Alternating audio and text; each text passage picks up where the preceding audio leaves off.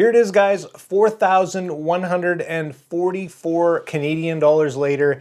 I finally got the A7V in hand. I drove 3 hours in the piss pouring rain today to grab this thing, and I wanted to give you my first impressions of it. It is launch date's December 18th, and yeah, we've waited a long time for this thing, and just listen. Oh, well, there's 30 shots or whatever. That's kind of what we were waiting for. I'm gonna throw this on here for safety. And I wanna just chat about some of the things that I'm excited for and a little bit of the controversy over this camera and why I upgraded from the A7 IV.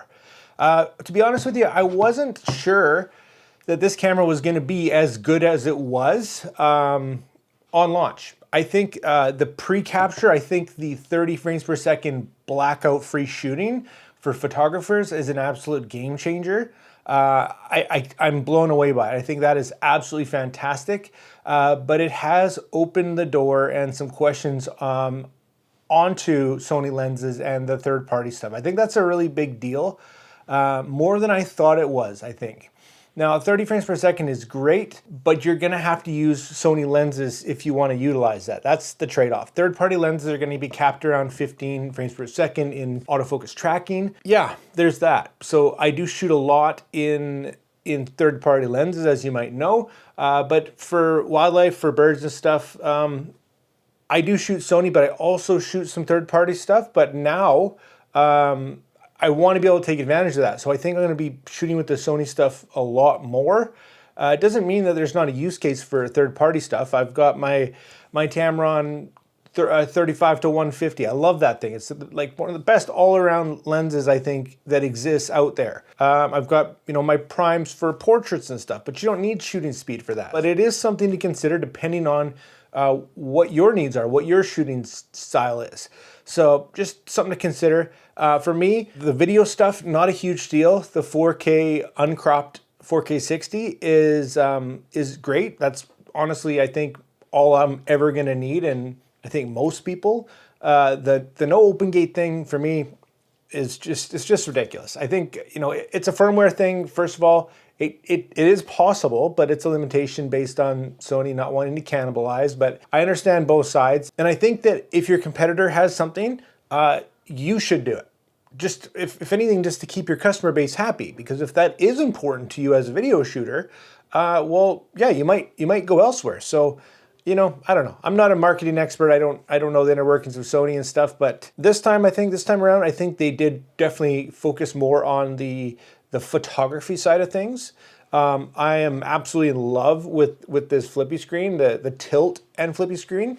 I made peace with the A7 IV, because when you're shooting overhead or below, you gotta whip it out and do that, and that's not always convenient. Let's be honest. There's times where you need the shot, and maybe you missed it because you had to kind of mess around. So having that, boom, tilt, and then if need be, flip out and do whatever, film yourself, whatever, fantastic. Love that aspect.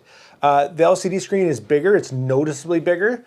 I haven't really been able to shoot because it's been raining solidly for like 1,000 years, and I don't think I'm going to be getting out there and doing anything, worthwhile for the foreseeable future. Kind of sucks. Kind of makes you ask why they're releasing this camera in freaking mid-December. But one thing I did want to say, when I got there and I, plopped the $4,000 down or whatever, they come out with this little cardboard box, this little, like, it's the cheapest thing you've ever seen. It feels like you just got ripped off.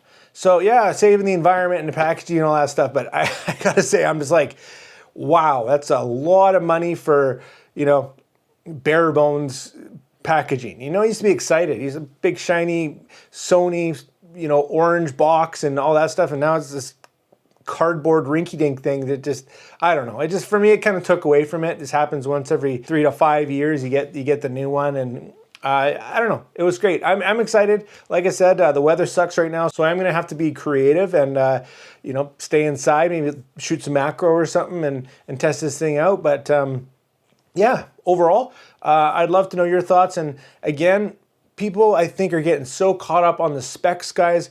remember what this is all about. It's about the passion, it's about the fun, and getting caught up on a couple little specs here that probably is not going to change anything at the end of the day. Just remember why we're doing this and what it's all about. That's all I had to say. So Merry Christmas, everybody. That's my first impressions of this thing, just really quick. It looks the same, feels really good, the shooting speed, all that stuff, but it's in the hands. Drop anything you want in my full in-depth review. Obviously unbiased, paid for this myself, all that good stuff. And yeah, hope you have a great holiday, and like always, make mistakes, be yourself, and get out there and take some more pictures. See you next time.